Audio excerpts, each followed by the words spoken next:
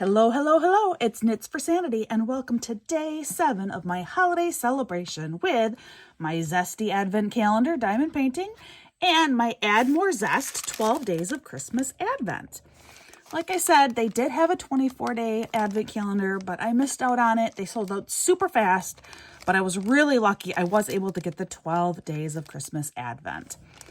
But, sad for me, this now marks I'm over halfway done. Oh. But I'm going to open this up, and then today I have a very special guest for you. All right, but first, day number 7, Add More Zest. What wonderful surprise have you given me today? Oh, look. It is cover paper. There is a code that I will have to take out of here, but it's 50 pieces of their cover paper, and then on addition, there is a 20% off cover paper holder coupon code on the back, and it's valid through March. So thank you so much, Add More Zest. I will definitely have to look into their cover paper holder. I don't use cover paper a whole lot, so actually a holder might be kind of nice. Might hopefully be a good way to store that cover paper too. But I love this size. I like the smaller size. This is really convenient. And it would have been easier to cut versus what I had to cut to make all of my little squares here. So how this Advent calendar works is I covered up all the days and then I labeled each day. So for day 7, I'm all the way down here in this bottom right-hand corner for day 7, and peel this back. Looks like we have some candles today, but my guest for today is, I don't know what to call him, Mr. Knits for Sanity? I don't know, but it's my husband. We'll go with that. Okay, he likes Mr. Knits for Sanity, except that Folds for sanity? What? Folds for sanity? Folds for Sanity? Because they do origami? He does origami? Maybe. Work in progress. Definitely a work in progress. Anyway, so talking about, our wedding anniversary recently and the ceremony and all that kind of stuff, it made me think about some stories from our earlier days of being married. And included in those early days of marriage were a number of different jobs, especially for my husband. This man has done a lot of different jobs in those early years of marriage. But among them, and probably among his most favorite jobs ever, actually, was being a chimney sweep.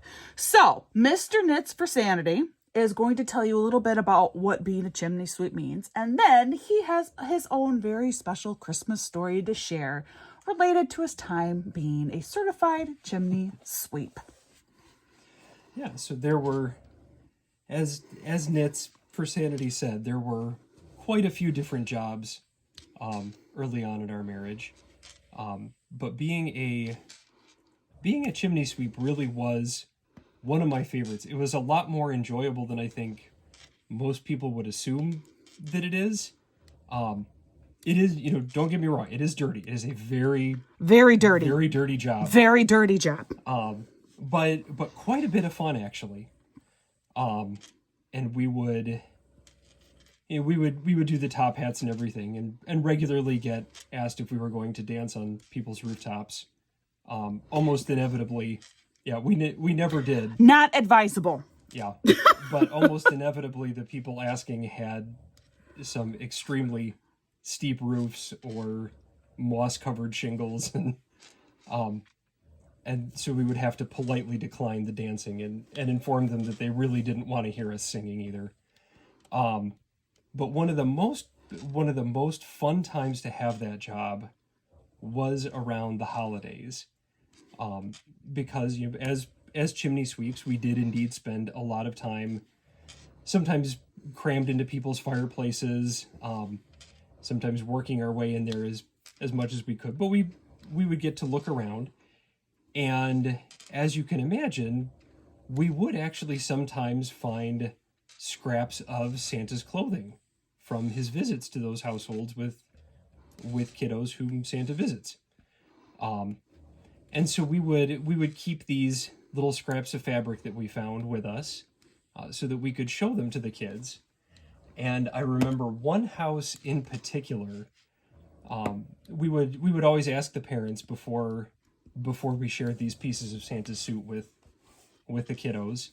But there was one house in particular where we asked the parents if we could share some of these mementos with their kid, and Mom got very, very excited. Oh yeah, absolutely. He will be so thrilled. You won't even believe it. And so they bring their kiddo out to the living room, and they explain, what we're doing there. And then they tell him that we've got something to show him. And so we reach back into the chimney, and we pull out some soot-covered scraps of red fabric, and we tell him, do you know what these are? And he's just kind of staring open-mouthed. He can't quite figure it out yet. And then his mom says, who visits us around this time of year? And he comes down through the chimney, and this kid's jaw just hit the floor, and his eyes got enormous, and there was this wonderful, you could almost watch him lift himself off the floor, and he got super excited, and he comes rushing up, and he grabs the pieces of red fabric, and it's Santa's suit, and next thing we know, he's going running out of the house, waving soot-covered scraps of red fabric around, and yelling at the house next door, and his friend who lived there, I told you he was real! I told you he was real! Because he had apparently gotten into a discussion with the neighbor boy about whether or not Santa was real, and of course now he's got the proof. Right, he has proof. And it was always fun being able to do that, but that one in particular really stands out in the memory. It was a lot of fun. I wonder how many kids brought in pieces of Santa suit for show and tell to school. Yeah, we would sometimes get letters from Aww. parents afterwards that their kids had done just that. That they were so excited about it that they would bring it in for show and tell. Or And keep in mind, in case you missed it, they did always ask the parents in the house, does Santa Claus come to visit? For example, my mom's family, very Reformed Christian household, which is out of the Netherlands. Santa Claus never visited my mom as a child. They did not have Santa. Or if this was a Jewish family, Santa Claus doesn't visit. So this was something that was always checked with and verified with the parents. Yep. Before they discovered any of Santa's suit in their chimney. And out of earshot of the children. Yes, definitely. Thank you so much, Mr. Knits for Sanity, or whatever your name will be. We don't know yet. We'll figure it out.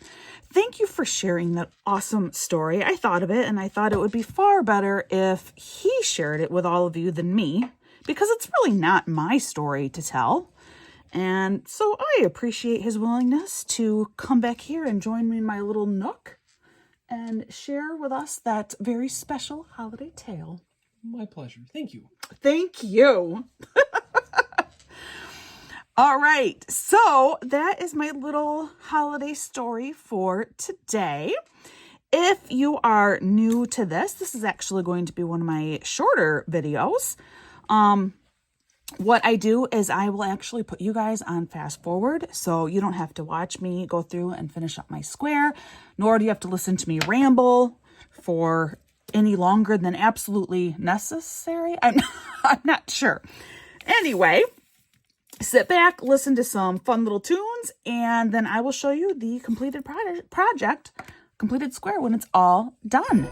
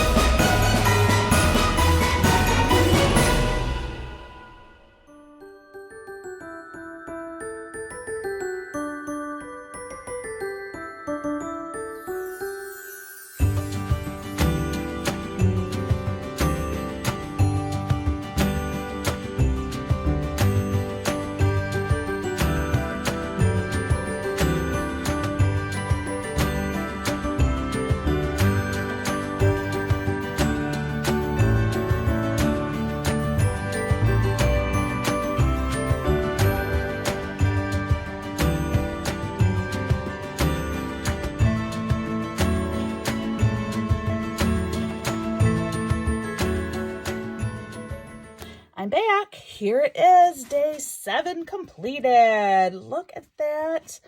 We got some candles. Pretty, pretty, pretty.